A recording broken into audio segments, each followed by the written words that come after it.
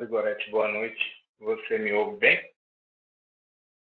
Estamos te ouvindo muito bem, Pedro. Ok, então vamos fazer a prece. Divino Mestre Jesus, querido amigo, estamos aqui reunidos em pensamento e te agradecemos profundamente por mais essa oportunidade que a tua bondade nos concede. Elevamos a ti os nossos pensamentos para te pedir que abençoe, Senhor, aqueles que mais sofrem neste momento difícil pelo qual passamos. Os que se encontram com as dificuldades corriqueiras do dia a dia, ou com as lutas pesadas do trabalho, para que tenham força para superarem seus próprios limites e as diferentes barreiras. Nós te convidamos, Mestre Jesus, também aos nossos lares, pedindo que o Senhor nos abençoe com vibrações de paz, de luz, de harmonia, que estimulem entre nós, no seio das nossas famílias, a convivência amorosa e respeitosa. Pedimos que o Senhor nos abençoe neste momento, para que saibamos aproveitar e absorver os ensinamentos que nos serão transmitidos, para aplicarmos nas nossas vidas, nas nossas atitudes, na nossa conduta diária. Fica conosco, Senhor, agora e sempre. E assim seja. Então, passamos a palavra à nossa irmã Anne, desejando que Jesus a inspire e que nós todos possamos tirar proveito dos ensinamentos dessa noite. Anne, a palavra é sua. Obrigada, Gorete. Me ouve bem? Perfeito. Estamos ouvindo. Então, tá bom. Para mim é uma alegria muito grande fazer parte desse ciclo de palestras que a Fé Suíça está promovendo e que nos mantém conectados com as casas espíritas e principalmente com o Evangelho, com a palavra que nos acalma e nos consola neste momento, né?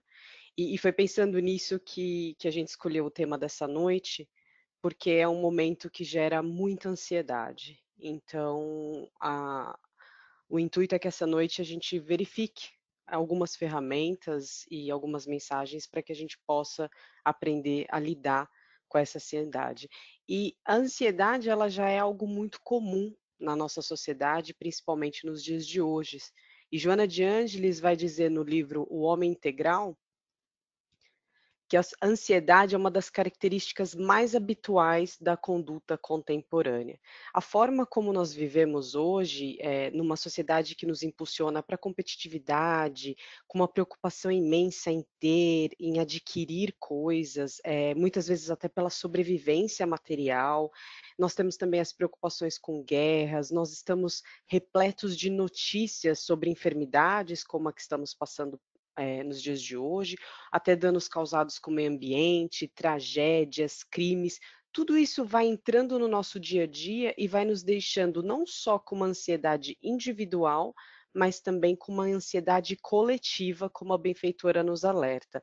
E se essa é uma emoção que já é natural da forma como nós vivemos hoje, ou da forma como a sociedade se estruturou para viver hoje, imagina num momento como esse de uma pandemia, onde existe muita incerteza, existe muito medo.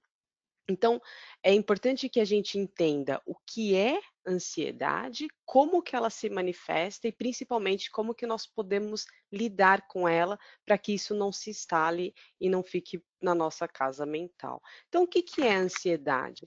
Ansiedade é um estado emocional frente a um futuro incerto e perigoso, na qual um indivíduo se sente impotente e indefeso. Essa é a definição do dicionário. Fala também de sofrimento físico e psíquico, aflição, agonia, angústia, ânsia, nervosismo. Quando a gente procura o significado, é isso que a gente vai achar, ou seja, é um estado de tensão psíquico. Mas é importante que a gente considere que a ansiedade é uma emoção natural. Todos nós vamos sentir ansiedade em alguns momentos da nossa vida. Ansiedade, estresse, medo, que geralmente caminham juntos, são mecanismos do nosso cérebro. E nós temos esse mecanismo desde as eras mais remotas. E eles existem, eles foram criados, foram nos dados para nos proteger. É por isso que nós sobrevivemos ao longo do tempo e chegamos até aqui como humanidade. Porque tendo esse mecanismo, quando eu estou diante de uma ameaça, eu sinto essa ameaça e aí eu tenho a reação de fugir ou de lutar. Às vezes eu paraliso, mas hoje a gente vai focar na reação de fugir ou de lutar.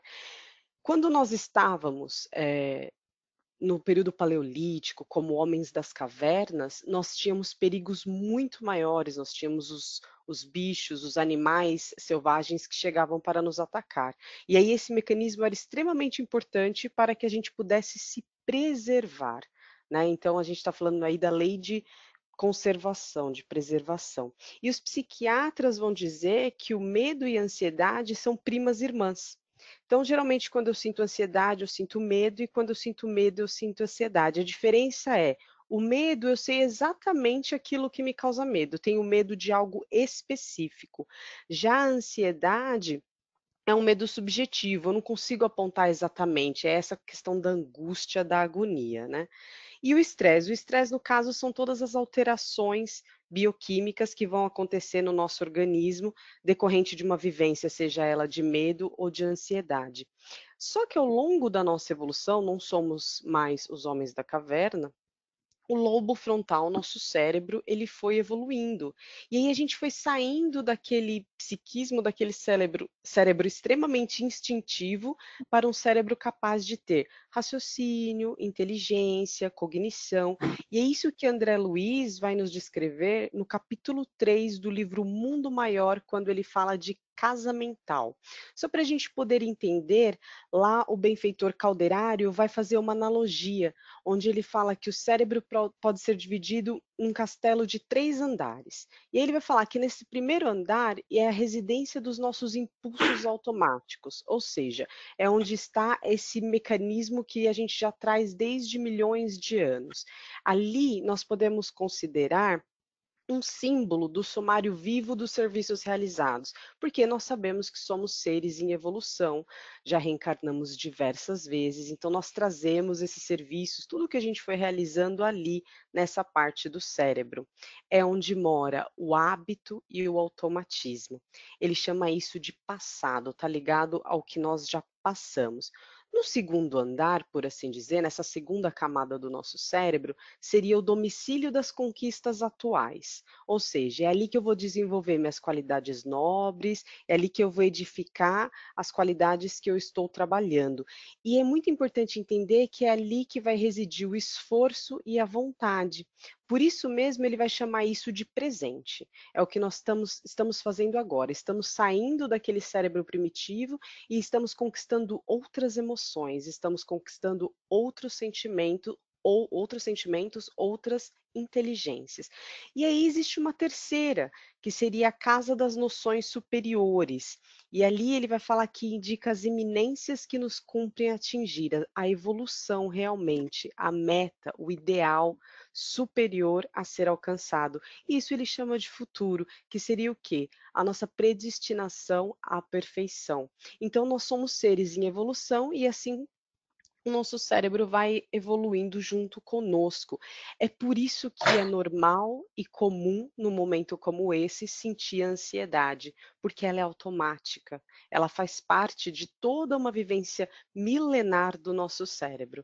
Então, dificilmente alguém não vai experimentar em algum momento isso. O psiquiatra o psiquiatra Augusto Cury vai nos dizer, inclusive, que a ansiedade é um estado de tensão que nos motiva, que nos anima, que nos provoca reações e que, portanto, é primordialmente saudável.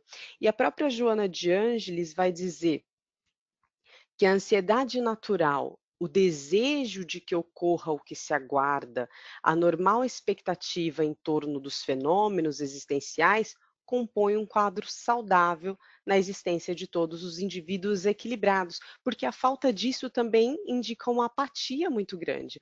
A pessoa ela não se importa se vai acontecer algo ou não. Então, essa ansiedade normal, essa ansiedade natural, vai nos mobilizar para a realização de grandes coisas. Então, até certo nível, ela não somente é normal, como ela é produtiva, ela vai nos prospectar para essas realizações. É normal, por exemplo, ficarmos ansiosos com um casamento, seja o nosso ou seja de algum ente querido, ou uma viagem que nós estamos planejando, um encontro marcado, às vezes o início de um novo estudo, buscar um ente querido no aeroporto. Essas são todas situações cotidianas que vão nos gerar uma pequena ansiedade, que é como diz o Pequeno Príncipe: se tu vens às 4 da tarde, desde as 3 eu começarei a ser feliz. E é muito interessante essa perspectiva que ele traz, porque ele fala assim: eu sou tão feliz de te ver que mais ou menos 1 hora antes eu já vou experimentar essa felicidade. Então, tudo isso é normal. O que nós precisamos ficar atentos é se a cada evento desse eu começo a ficar muito ansioso, eu começo a me sentir mal, eu começo a ter aquele mal-estar característico e começo a ficar extremamente nervoso com aquilo que está para me acontecer e muitas vezes com aquilo que eu nem sei se vai acontecer. Porque a ansiedade ela tem uma característica de nos projetar para o futuro ou nos levar de volta para o passado e ela nos tira completamente do presente. E a correria que nós vivemos, que é aquela que Joana cita no início, faz com que a gente passe de uma atividade para outra, de um local para o outro, sem parar para refletir, sem parar para relaxar, para pensar, para planejar. Até por isso, num momento como esse, onde somos todos obrigados a parar as nossas atividades, pelo menos externas da nossa casa, gera também ansiedade, porque nós não estamos acostumados. E isso acaba levando-nos a ter uma vida muito tóxica, porque a gente começa a experimentar o sofrimento por um estado ansioso, muitas vezes constantes. Eu estava vendo esses dias o Dr. Alberto Almeida comentar também que muitas vezes nós trazemos já essa ansiedade de outras vidas, de outras experiências. E muitas vezes ela é potencializada ou ela pode ser inclusive gerada pela forma como nós fomos criados na infância. O exemplo de uma mãe que fica o tempo todo, ou um pai que fica o tempo todo ameaçando um filho, falando: olha, vai acontecer isso com você, você vai apanhar, você vai ficar de castigo. Toda essa ameaça gera na criança uma ansiedade que ela não sabe lidar, ela não está preparada para lidar com aquilo. E certamente ela vai levar isso para a vida adulta e vai precisar de muita ajuda para se libertar depois. Esses tipos de comportamentos onde eu não consigo lidar com o meu momento presente e não fico no meu momento presente, começa a gerar em mim um tormento. É isso exatamente que a Joana vai nos dizer em Conflitos Existenciais, quando ela trata da causa e da terapêutica da ansiedade.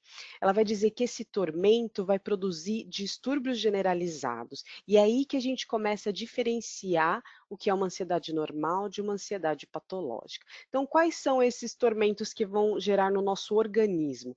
Sudorese abundante, o colapso periférico do nosso sistema de circulação, arritmia cardíaca, uma inquietação exagerada, tem pessoas que balançam a perna o tempo todo, rói a unha, bate o lápis o tempo todo na mesa, um receio muito grande de insucesso. Então, algumas pessoas têm uma dificuldade muito grande de começar qualquer empreitada porque tem um receio enorme e injustificável de insucesso. Tudo isso vai produzindo o estado patológico da ansiedade, que ela vai nos dizer que aí pode ser superado com o auxílio de um especialista em psicoterapia e o desejo pessoal realizado com empenho para consegui-lo. Ou seja, a pessoa ela precisa querer se libertar daquilo e muitas vezes, quando já chegou num nível patológico, buscar ajuda. É até algo que os psicólogos e psiquiatras estão falando muito nesse momento, que quem tem esse tipo de ansiedade patológica não pode ficar sem ajuda nesse momento, porque no momento de confinamento a pessoa precisa ainda mais de ferramentas para poder manejar isso de uma forma, que ela não tenha algo que leve a alguma fobia mais séria, né. Então a gente tem alguns exemplos de quando essa ansiedade ultrapassa o nível da normalidade. Vocês conhecem meu marido, alguns de vocês conhecem meu marido, o Sérgio, ele até estava falando com a gente semana passada aqui, e ele tinha um problema muito grave com o aeroporto. Então, quando a gente mudou para cá em 2012, ele tinha uma ansiedade muito grande cada vez que nós íamos viajar. E aí, quando você mora fora, você acaba fazendo várias viagens de longa duração. E ele chegava 5 horas antes no aeroporto. Então, no começo, a gente começava a se preparar dias antes, a mala tinha que estar pronta 2, 3 dias antes, chegávamos 5 horas antes do voo, estávamos no portão de embarque, às vezes, 2 horas antes do embarque propriamente dito, porque aquilo gerava uma ansiedade muito grande nele e que dava nervosismo, ele suava, tinha toda essa questão patológica já da ansiedade. E aí, depois de um tempo, ele ouviu o Divaldo falando que tinha o mesmo problema, especificamente com voo. E aí o Divaldo, nessa palestra, falou que ele fazia uma autoterapia, porque você imagina o Divaldo com a agenda que ele tem, com o tanto de viagens que ele tem, como isso ia ser incômodo na vida dele.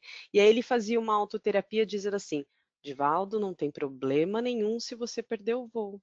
As pessoas, todas as pessoas que estão na fila vão embarcar, todo mundo vai chegar. E qual o pior que pode acontecer? Você vai perder o voo e vai no próximo. E aí, com o tempo, ele foi superando aquilo que era algo específico que ele tinha com o voo. Eu tenho também uma mãe de uma amiga que toda vez que ela vai para o Brasil, ela passa mal semanas antes. Ela tem insônia, ela tem sudorese, ela fala com ela no telefone todo dia, e aí ela tem aquela voz ofegante, ela tem taquicardia, e aí ela fica naquele estado ansiolítico profundo semanas antes da minha amiga chegar.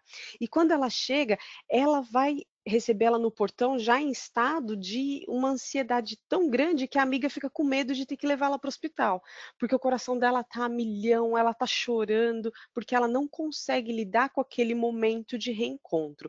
Isso é um tipo de ansiedade que a gente tem que tomar cuidado. São crises que nos causam muito mal e, quando não contornadas, podem desencadear outros transtornos, outras fobias, como o transtorno de ansiedade generalizada, que é um transtorno onde a pessoa se sente assim o tempo todo, com alguns picos maiores, síndromes psicológicas, toque, enfim, tem várias síndromes mais graves que tudo começa ali numa ansiedade não administrada no início.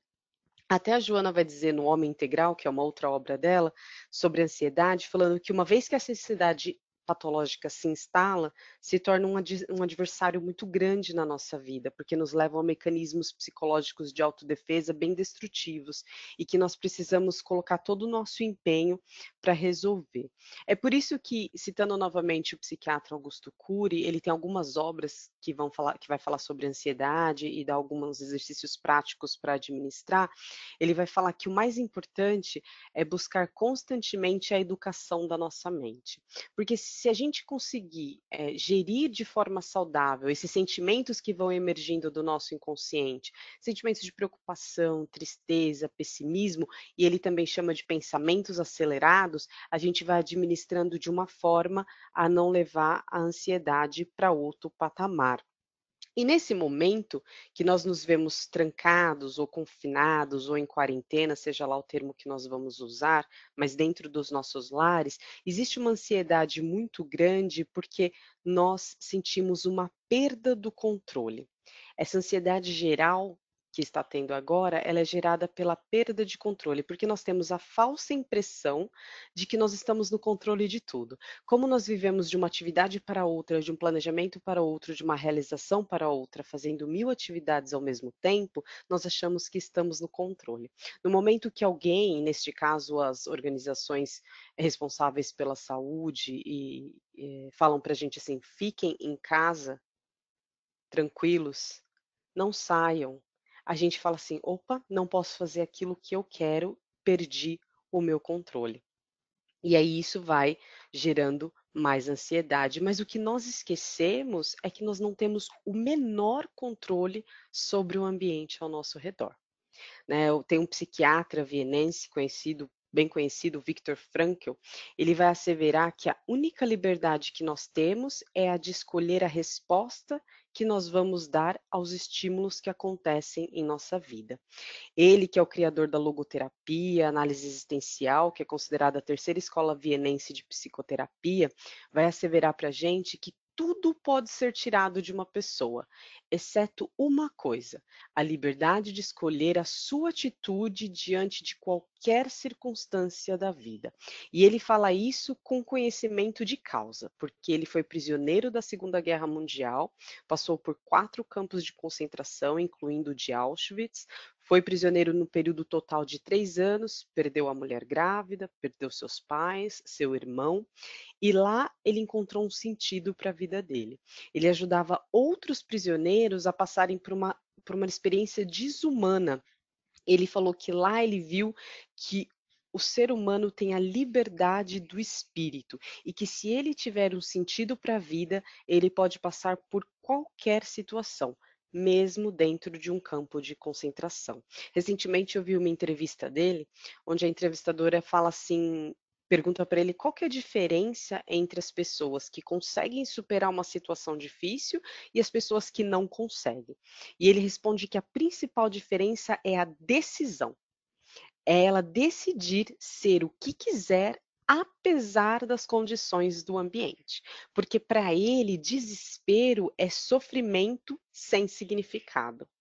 E ele que fez esse livro que é tão conhecido e que a gente sempre recomenda a leitura, Em Busca de um Sentido, ele rompeu com a psicanálise justamente por considerar que para a psicanálise faltava uma dimensão fundamental no homem, que é a dimensão espiritual, que é pela força da dimensão espiritual que o homem possui, que ele vai conseguir encontrar um sentido para dar uma resposta adequada para os diversos fenômenos que vão acontecendo na vida de cada um. Então, esse é um momento em que todos nós estamos sendo convidados a escolher uma atitude diante dessa quarentena, a escolher uma atitude diante desse confinamento. E essa é a única liberdade que nós temos. Nós não temos a liberdade de viajar, de ir e vir e fazer as coisas como nós fazíamos antes, mas nós temos a liberdade de escolher como que nós vamos vivenciar esse período, porque nós fomos convidados a arrumar a nossa casa, seja a nossa casa física, nossa casa mental, nossa casa familiar, nossos relacionamentos, todos nós agora fomos colocados como se alguém falasse assim: para e reflete. Sabe essa correria, tudo que você está vivendo no seu dia a dia? Para um pouco, reflete. E aí está na nossa liberdade escolher aproveitar esse momento e realmente fazer estas reflexões e principalmente ressignificar o que nós estamos vivendo, dando um sentido para tudo isso. Para que não chegue lá na frente e a gente esteja 30, 40, 60, quantos dias for e falar assim: nossa, não fiz nada nesse período, ou nossa, não aproveitei nada do que eu podia nesse período. Por quê? Porque se nós não temos esse sentido, e aí a gente está falando de um sentido mais profundo, um sentido para a vida, nós vamos vivendo de forma automática. Nós vamos acionando principalmente os mecanismos daquele nosso cérebro primitivo, que nós estamos tão acostumados a usar por estar usando há milênios. Nós vamos falando o tempo todo, ou reagindo o tempo todo, sem parar para agir diante de uma situação. Nós temos famílias que estavam juntas, mas na verdade elas não conviviam, elas estavam completamente separadas. Existiam famílias que num almoço, cada um sentava, pegava o seu celular, abria sua rede social e mal se conversavam. E agora essas famílias têm esse convite para o convívio. E aí o que acontece? Gera ansiedade, porque elas esqueceram como conviver, elas esqueceram como conversar.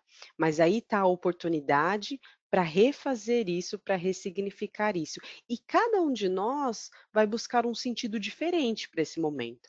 Para algumas pessoas será a reaproximação com a família, para outras pessoas não, elas já viviam muito próximas da família mas talvez ela não passasse tanto tempo sozinha. Seja a reaproximação com a esposa, com os filhos, porque a correria não permitia, ou porque não conseguia brincar tanto tempo juntos, ou seja, um reencontro consigo mesmo, porque a pessoa não passava tanto tempo em sua própria companhia. Seja qual for, nós precisamos ter um significado e fazer algo de útil. E para muitas pessoas, inclusive, esse momento vai ser tão grandioso que alguns problemas vão perder a importância. E aí elas vão se voltar para aquilo que realmente importa. E aí é fundamental que nós cuidemos para que nós não fiquemos ansiosos. Quando a ansiedade aparecer, nós temos que lidar com ela para que não se transforme em algo patológico. E existem diversas ferramentas para nos ajudar, existem diversas formas da gente manejar essa ansiedade natural que todos nós temos, que certamente apareceu neste momento. Então eu fiz uma pesquisa e aí eu selecionei algumas dicas, existem várias, mas eu selecionei algumas dicas de psicólogos, psiquiatras, terapeutas, para que a gente possa manejar a ansiedade nesse momento atual. Né? Então, a primeira delas, e que é unânime, acho que o Sérgio também falou semana passada, e várias pessoas estão falando, é limitar o tempo de acesso às informações sobre o corona e principalmente checar a fonte daquilo que está acessando. Né? Eu vi vários médicos falarem que estão vendo muitas barbaridades nas redes sociais, e isso está gerando um pânico desnecessário. Eles falam para a gente desconsiderar correntes de WhatsApp, rumores, teorias da conspiração. Tem sempre checar fontes oficiais e principalmente no máximo uma vez por dia, se precisar todo dia, para que a gente não crie dentro do nosso lar e principalmente dentro da nossa casa mental essa ansiedade em relação ao que está acontecendo. E eles até falam: nós que somos profissionais de saúde estamos limitando. Imagina a pessoa que não trabalha com isso. Para quem trabalha em casa, e até mesmo para quem não trabalha, eles falam sempre em manter uma rotina e cultivar hábitos saudáveis. Senão a gente vai passar 15, 30, 40 dias de pijama em casa, e aí a possibilidade da gente trocar o dia pela noite é muito grande. E aí isso também vai gerar o quê? Um mal-estar. Então, para quem tem filhos, separar momentos em que brinca junto com os filhos, em que tem atividades separados, enfim, cultivar os hábitos que a família já tinha quando saía de casa, para que não vire aquela coisa desorganizada. Uma outra dica muito bacana é criar algo novo, fazer um projeto, fazer algo que há muito tempo não se fazia e principalmente porque não tinha mais tempo. Então é aquele álbum de família que você já está para organizar há muito tempo, às vezes anos e não consegue. É um hobby novo, uma pessoa que gostaria muito de cozinhar, mas não tinha tempo, aprender a costurar. São coisas que vai dando um ressignificado para esse momento. Você se apropria daquilo que você gostaria de fazer e se sente novamente no controle daquilo. Então, e a questão da criatividade também ajuda muito a mente neste momento. Uma outra dica importante é olhar para a situação de forma realista. Recentemente eu vi uma psiquiatra e um neuro falando disso, e eu achei muito interessante que eles usaram a palavra catástrofe. Eles falaram assim: veja a situação de forma realista, mas não catastrofize, ou seja, não fique com essa ideia de que o mundo vai acabar, com esses pensamentos catastróficos. Só que pensamento é algo que a gente não controla, então, em alguns momentos, eles vão surgir. E na hora que eles surgirem, nós temos que fazer aquilo que o Divaldo falou, essa autoterapia. Falar para nós mesmos: isso é só uma fase e vai passar. Isso não vai durar para sempre. Se a gente lembrar do Chico, uma vez o Chico estava passando por uma situação muito difícil e ele já estava num momento muito dramático daquela situação. E aí ele chega para o Emmanuel, seu benfeitor, e fala assim: Emmanuel, eu gostaria muito de ter um conselho da Mãe Maria, um conselho amoroso, um conselho maternal para o problema que eu estou passando. Como o problema era muito sério, Emmanuel fala: Chico, eu vou ver o que eu consigo, eu vou encaminhar o seu pedido. Alguns dias depois, o Emmanuel volta e fala assim: Chico, eu tenho uma resposta da Mãe Maria para você. E o Chico corre, pega papel, caneta, já para anotar o conselho que a Mãe Maria ia dar para ele. Aí o Emmanuel fala assim: anote aí, isto também passará. Ponto. Aí Chico olhou para o Emmanuel e falou assim: só isso? Ele falou assim: foi esse o recado que a mãe mandou. Isto também passará. Então, quando a gente tiver esses pensamentos de que está tudo uma catástrofe, de que tá tudo, que o mundo vai acabar, de que nós não vamos sobreviver a isso, lembremos da Mãe Maria dizendo para o Chico e para todos nós que isso também vai passar, que nada mais é do que olhar para essa situação de uma forma realista. Uma outra dica é aproveitar esse período para arrumar a casa, para colocar as coisas pessoais em ordem, seja um armário, uma gaveta, porque quando nós organizamos isso, quando nós colocamos nossa energia para isso, segundo os psiquiatras e psicólogos, nós obtemos novamente aquela sensação de controle. E é engraçado porque eu conversei com vários amigos meus nesse período e todos estão arrumando a casa, principalmente para gente que está aqui na Europa e que é época da primavera e já tem esse hábito da limpeza de primavera. Então, isso vai ajudar a nossa mente a entender de que não está tudo fora de controle. Uma outra dica também, que eu acho que essa todo mundo tem ouvido o tempo todo e tomara que todo mundo esteja aproveitando, é que se manter conectado com familiares e amigos através da tecnologia. De forma alguma pegar esse período para se sentir só, para ficar principalmente com pensamentos de solidão, porque daí a ansiedade pode gerar solidão, que pode até levar a uma depressão. Então é muito importante a gente se manter conectado. Esses dias eu fiquei sabendo que o meu irmão fez uma coisa muito legal com a minha mãe. A minha mãe está sozinha nesse momento da quarentena, porque ela é do grupo de risco, e ela não está tendo contato com ninguém da família lá no Brasil.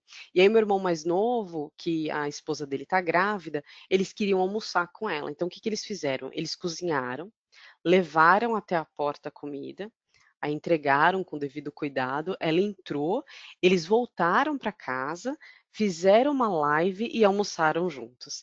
Então, esse tipo de coisa, essa criatividade que faz com que nós não nos sintamos sozinhos nesse momento. Eu tenho visto também vários amigos meus iniciando uma prática de evangelho com a família, com amigos, aquele evangelho no lar, que é o que nós fazemos aqui na Fé Suíça toda terça, todo domingo, para as pessoas se sentir sentir essa conectividade e principalmente perceber que não está sozinho. É importante também fazer atividades que promovam relaxamento. Isso em qualquer circunstância da vida, em qualquer tipo de ansiedade, e principalmente deveria ser algo que nós praticássemos o tempo todo para não gerar ansiedade, né? E aí eu trouxe só algumas para a gente pensar um pouco. Nós podemos fazer exercícios de respiração quando essa ansiedade chega, podemos fazer atividades físicas, porque isso libera energias ansiolíticas e principalmente a endorfina no final vai ajudar nesse relaxamento. Tem práticas físicas como o yoga, tai chi, entre outras que também promovem esse relaxamento do corpo, ou uma boa música, meditação. Tem diversas ferramentas e cada um vai escolher a sua. O que funciona para mim pode não funcionar para você, que pode não funcionar para o outro. É importante cada um achar nesse momento aquilo que promove o relaxamento. Mas claro que todas essas, de uma certa forma, vão promover relaxamento. E aí, sempre que eu falo de meditação, muitas pessoas falam para mim assim: ah, mas eu não consigo meditar.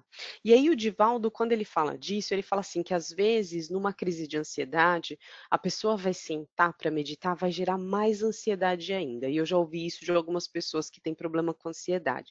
E ele nos lembra que a meditação é medir em torno de, é pensar, é envolver-se na ideia, é concentrar. Então, não necessariamente a gente precisa sentar em silêncio. A gente pode meditar fazendo uma atividade. Pode meditar lavando uma louça, pode meditar limpando alguma coisa, pode meditar praticando alguma atividade, qualquer que seja ela. Porque senão, se a pessoa tiver mais ansiedade com aquele momento de silêncio, aquilo pode liberar alguns conteúdos psíquicos que ela não vai saber lidar e aí vai causar mais ansiedade ainda.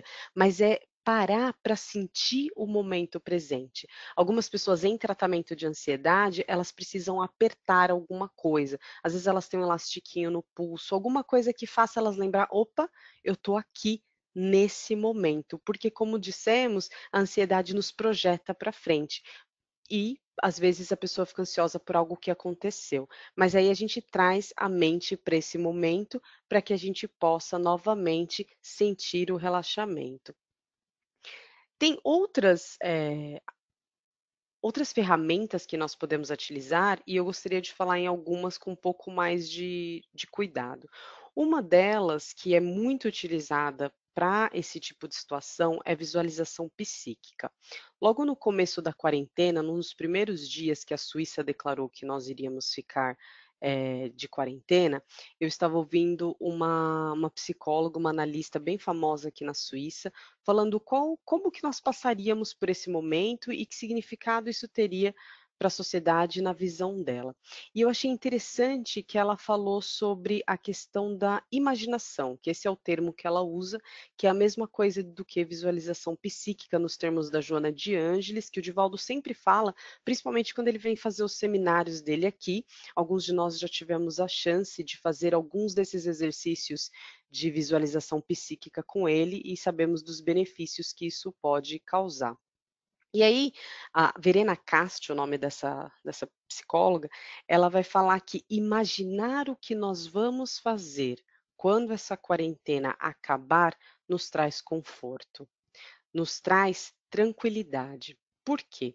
Porque o cérebro não sabe qual que é a diferença daquilo que nós estamos vivendo e da que realmente está acontecendo ou daquilo que nós estamos visualizando. É por isso que um estado de ansiedade muito bruto, muito volumoso, pode ser extremamente prejudicial, porque a pessoa ela não sabe que aquilo não é real, o cérebro não entende que aquilo não é real. Da mesma forma, se eu visualizar algo bom, o meu cérebro acredita que eu estou vivendo aquilo novamente, e aí aquilo vai trazendo calma. E aí existem diversas visualizações que a gente pode fazer. O Divaldo já contou a experiência pessoal dele com visualização psíquica, com ele e com o tio Nilson. E aí ele falou que eles estavam com problema de saúde e através das visualizações psíquicas, aquilo foi ajudando com que eles pudessem encontrar a saúde novamente. A Joana vai falar muito nas obras dela, quando ela toca na questão de saúde, sobre a importância da visualização psíquica. Um outro exercício que eu verifiquei que eles estão propondo que tem a ver com a visualização psíquica é você imaginar que está chegando um amigo seu desesperado com a situação atual. E aí você falar para ele o que você falaria, você pensar o que você falaria para ele se acalmar nesse momento. Então, aquilo já vai com certeza te trazendo calma. E, enfim, diversas situações, seja passar um tempo com a família, seja a viagem que você não pôde fazer, qualquer coisa boa que vai trazendo essa sensação de tranquilidade na visualização psíquica. Uma outra ferramenta muito importante e que nós falamos muito na casa espírita é a leitura edificante. Até alguns familiares e alguns amigos nossos, nós indicamos algumas leituras que são leituras que trazem aquele enlevo, aquela sensação boa quando você lê. E aí eu vi o Dr. Alberto Almeida falando esses dias algo que eu achei tão poético, que ele falou que a leitura edificante são páginas que refrigeram a nossa alma, que nos prospectam para o bem e para a bondade. E isso acontece por quê? Porque no momento que nós estamos fazendo aquela leitura, nós ajudamos com que o nosso psiquismo crie um campo energético favorecedor de conexão com os nossos benfeitores. É como se nós estivéssemos com uma ligação maior, uma banda larga, como diz nosso amigo Antônio, uma banda larga com os nossos mentores. E aí o que acontece nesse momento? Nós experimentamos a paz e a tranquilidade desses mentores. É por isso que a leitura, quando ela é edificante, ela tem essa propriedade de nos acalmar, de nos fazer tão bem. Ou seja, nós precisamos buscar diversas práticas que vão induzir ao relaxamento e a calma para que nós evitemos de chegar a um ponto de precisar realmente de uma ajuda mais especializada. E essas ferramentas elas ajudam muito, mas nós precisamos ir além. Nós precisamos trabalhar na causa da ansiedade, principalmente nós que somos cristãos, que somos espiritistas e que sabemos que a causa está ali no espírito. É algo muito mais profundo. O que nós demos agora foram dicas para manejar uma ansiedade natural, uma ansiedade normal, para não deixar com que ela vire alguma patologia. Mas quando nós olhamos para o espírito imortal, se nós temos esse estado ansioso, nós temos que cuidar de uma terapêutica mais profunda. É aí que a Joana vai nos dizer que são válidas para este momento de ansiedade, de tormento, as lições do Cristo sobre o amor ao próximo, a solidariedade fraternal, a compaixão, ao lado da oração, que vai ser geradora de energias otimistas, e da fé, propiciadora de equilíbrio e paz. Quando nós fazemos esse exercício de solidariedade, de dilatar o nosso amor ao próximo, de praticar a compaixão, nós vamos ativar outros circuitos do nosso cérebro. Como nós falamos lá no começo, que André Luiz nos traz os 3 pilares da casa mental, os 3 pilares do nosso cérebro, quando nós praticamos isso, nós vamos ativar outros circuitos do presente, que é a empatia, a gentileza, a compaixão, a solidariedade. Nós temos visto tantas pessoas fazerem campanhas para as pessoas que nesse momento têm uma questão mais grave da quarentena, de muitas vezes ter dificuldade com alimentação, com moradia, e aí você vê as pessoas se mobilizando. Essa solidariedade fraternal vai trabalhando a própria ansiedade da pessoa em relação àquele momento, a própria compaixão. Quando eu faço isso, eu vou me melhorando, eu vou crescendo. Principalmente a oração, que em qualquer momento como esse, a oração vai ser refrigeradora, vai me trazer para o momento presente, vai me gerar energias de otimismo e principalmente de fé. E aí, com isso, nós vamos ter cada vez menos medo, menos ansiedade e menos estresse. Porque se a gente se lembrar, Jesus já nos falou isso e está anotado lá em Mateus, do capítulo 6. Não se ande, pois, ansioso pelo dia de amanhã, porque o dia de amanhã a si mesmo trará o seu cuidado, ao dia bastam os seus próprios males. É nesse mesmo ensinamento que Jesus vai dizer que Deus tem o cuidado de vestir os lírios do campo, dos lírios dos campos, de uma forma que Salomão nunca se vestiu. Imagine o cuidado que ele vai ter para conosco. Se Deus, pois, assim veste a erva do campo que hoje existe e amanhã é lançada no forno, quanto mais a vós, ó homens de pouca fé. E meus amigos, se nós pensarmos bem, a ansiedade, ela se debruça na falta de fé. Quando nós vamos realmente ver a causa, nós vamos ver que está faltando confiar plenamente de que nada vai nos acontecer sem a anuência de Deus. Porque no momento que eu confio plenamente em Deus, no momento que eu acredito que só me acontece aquilo que Ele permite, eu me tranquilizo, eu me sinto em paz. É como o rei Davi, no Salmo 23, lá já antes de Jesus. O Senhor é meu pastor e nada me faltará. Ali ele reafirma a sua fé. E nesse salmo, que é um salmo muito marcante, ele continua dizendo: Ainda que eu andasse pelo vale da sombra e da morte, eu não temeria mal algum, porque tu estás comigo, a tua vara e o teu cajado me consolam. É neste momento que eu tenho a certeza absoluta de que não importa a situação que eu estou vivendo, não importa se eu estou na sombra do vale da morte, eu estou com Deus e Ele está comigo. Então, ciente de que nada me faltará e de que o bom pastor cuida pessoalmente de nós, a gente começa a adquirir mais a serenidade. Porque a serenidade não é algo que a gente trabalha do dia para a noite. Ninguém fala assim, amanhã, então tá bom, eu entendi tudo, a partir de amanhã eu tô sereno. Ninguém consegue fazer isso. É um trabalho sequenciado, é um esforço contínuo, mas nós vamos desenvolvendo isso cada vez mais, vamos experienciando isso cada vez mais. Porque nós não podemos nos esquecer por um minuto que durante essa crise que nós estamos passando no momento, Jesus está no comando. Ele é o governador do nosso orbe e ele continua cuidando de tudo. Ele sabe exatamente o que está acontecendo e certamente todos os bons espíritos que trabalham em favor da Terra neste momento estão trabalhando e ajudando. O que pode parecer aos nossos olhos uma crise, uma desgraça, aos olhos deles é o empurrão que nós precisávamos para melhorar. Não só pessoalmente, cada um de nós, mas melhorar como sociedade, como comunidade, entender que somos um só planeta, que não tem fronteiras, não tem essa nação ou aquela nação. No momento que um vírus entra, ele se expande numa velocidade impressionante pelo mundo inteiro. Ninguém pode fechar a fronteira para o corona.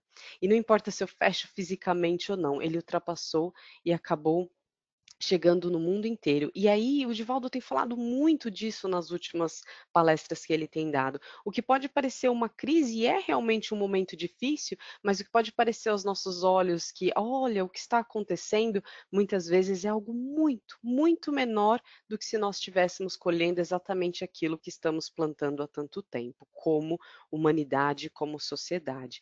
E são nos momentos de crise que a sociedade aumenta a solidariedade, a compaixão. A gente está trabalhando, inclusive, a nossa empatia. A Gorete falou, acho que uns 2 domingos atrás, sobre a questão de que quando tem um tsunami, por exemplo, todo mundo se comove, mas logo esquece, porque está muito distante da nossa realidade. Agora não. Agora é muito fácil se colocar no sapato do outro, se colocar no lugar do outro, porque aquilo está acontecendo com todos nós, está perto de todos nós. Então, nós estamos dilatando esses sentimentos, que já é uma forma de tratar a ansiedade, o medo, ou mesmo até de evitar. Principalmente fortalecer a nossa fé. Porque a doutrina espírita vai nos ensinar que somente nos acontece aquilo necessário para o meu aprendizado e para o meu crescimento. Tem pessoas nesse momento que estão passando por situações extremamente difíceis. Tem pessoas que estão passando por esse momento de uma forma leve e tranquila.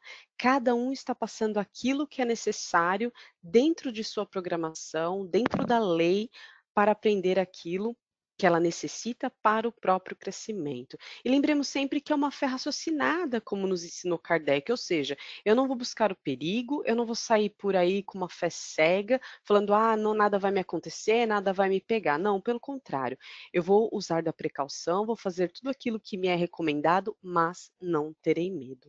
A humanidade nunca mais será a mesma. E que bom. Que bom que nós não seremos os mesmos. Aí você pode falar assim, mas Anne, tudo bem, você falou tudo isso, pelo que você falou, eu estou me sentindo bem, eu não estou me sentindo muito ansiosa, eu tive uma ansiedade pouca no começo, mas agora eu estou no estado mental saudável. Então, meu amigo, se você está no estado mental bom, se você está no estado mental saudável, seja apoio a quem precisa. Ofereça um ombro, ofereça uma palavra amiga, ofereça uma palavra de otimismo. E lembre-se de quando Jesus perguntou a Pedro: Pedro, tu me amas? Então apacenta as minhas ovelhas. Hoje, nós estamos aqui, muitos de nós somos trabalhadores das lides espíritas. É a hora do nosso testemunho. É hora de nós fortalecermos a nossa fé, apacentar quantas ovelhas aparecerem ansiosas ou com medo ou precisando de apoio.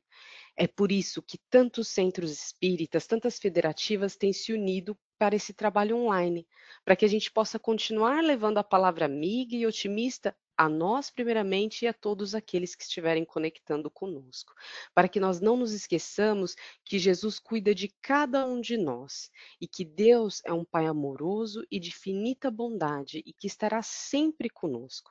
Se nós internalizarmos isso, se nós lembrarmos disso o tempo todo, nós caminharemos serenos e confiantes. E aí vamos estar contribuindo com esse momento tão conturbado que estamos vivendo dentro de nossas possibilidades. Vamos estar melhorando a psicosfera da nossa casa, muitas vezes a psicosfera do nosso bairro, do nosso prédio, do nosso condomínio.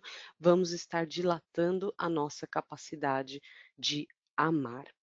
E aí, para encerrar, eu gostaria de dizer umas palavras, uma nota de fé, na verdade, de Maria Dolores, através da psicografia do nosso querido Chico Xavier. Ela vai dizer assim: em qualquer fase da vida, quando a prova te apareça, tempestade ou mágoa espessa, ao peso de férrea cruz, recorda que o céu te envia mais amparo do que pensas, mesmo nas trevas mais densas, Deus te acende nova luz. Conflitos, problemas, lutas, nas sendas por onde vamos, são lições que precisamos a fim de saber servir. Não há desprezo ante os céus, olha o charco que se inflora, pensa na noite e na aurora e guarda a fé no porvir. Sofrimento é igual a nuvem, estrondo, fúria, ameaça. Depois é chuva que passa, frutos ganhando apogeus. Se hoje sofres, não te esqueças que amanhã, no espaço infindo, o dia virá mais lindo, brilhando no amor de Deus.